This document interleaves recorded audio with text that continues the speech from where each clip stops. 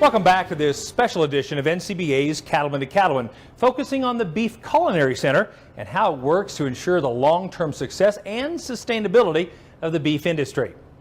Here to tell us more about this center is Laura Hagen, the Senior Director of Culinary. Laura, thanks for coming to the show and inviting us into your kitchen here. Thank you. Welcome. Welcome. You know, a lot of people who haven't been to NCBA headquarters may be surprised at the sheer expanse and scope of this kitchen.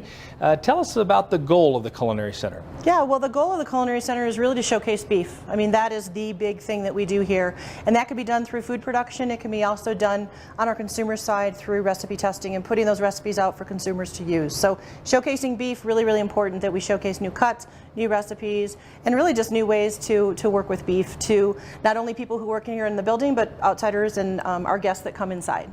As I look around, I see a lot of tools and technologies, some of which are very familiar and some of which I've never seen before.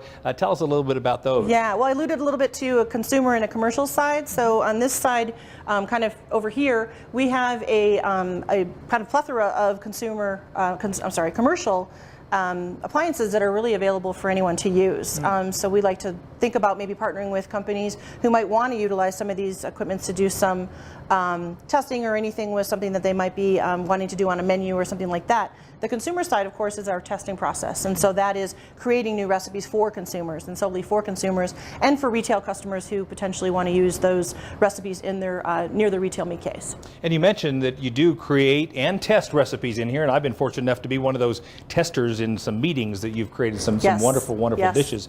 Tell us a little bit about that process. Yeah, well, the process is pretty simple, but it's also very complicated. So it's kind of one of those things where we get a very easy concept, something that we want to create. We might get the directive to say, hey, let's create a bunch of really high protein recipes for breakfast.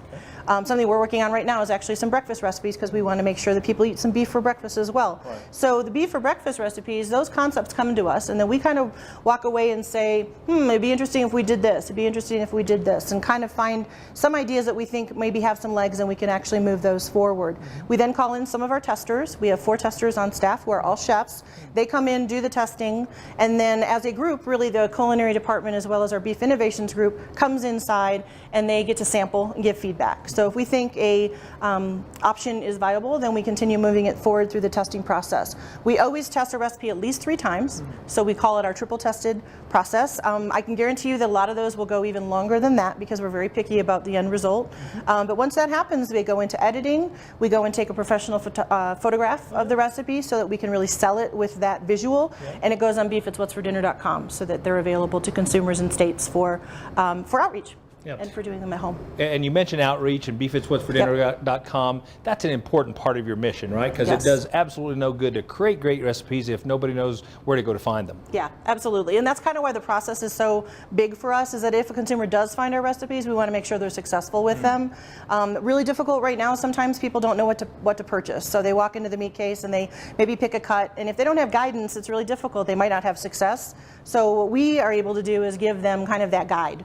Here, you've bought this cut, cook it this way, use these elements and these ingredients that will really help enhance it, and you've got a meal for your family and you'll be successful in your cooking experience. So. Give us your sense of your vision for the future of the Culinary Center. What do you see in the future? Well, like I said, we've got a commercial and a consumer side. I'd really like to utilize both of them equally. We do a lot of food production on the commercial side, but I would like to bring some partners in to really start using some of this equipment and getting to know it better. We are able to give consumers a ton of educational information, but not as much on the food service side because we're not doing food service recipes on an ongoing basis. So utilizing this equipment and knowing what they have in their restaurants will help us provide them with inspiration and ideas beyond what we already do, and I think it would be fun just in general to forge those relationships. And I think on the consumer side, it's really educating consumers. So if we can get some people in here to do cooking education programs and that type of thing, I think that would be a lot of fun and have a big impact. Well, whenever you need an extra tester, you give me a call, all right? You got it, absolutely. Thanks, Laura. Yeah, thank you. If you want to find out more about the Beef Culinary Center and the entire Beef Innovations Group, just visit the website beefinnovationsgroup.com.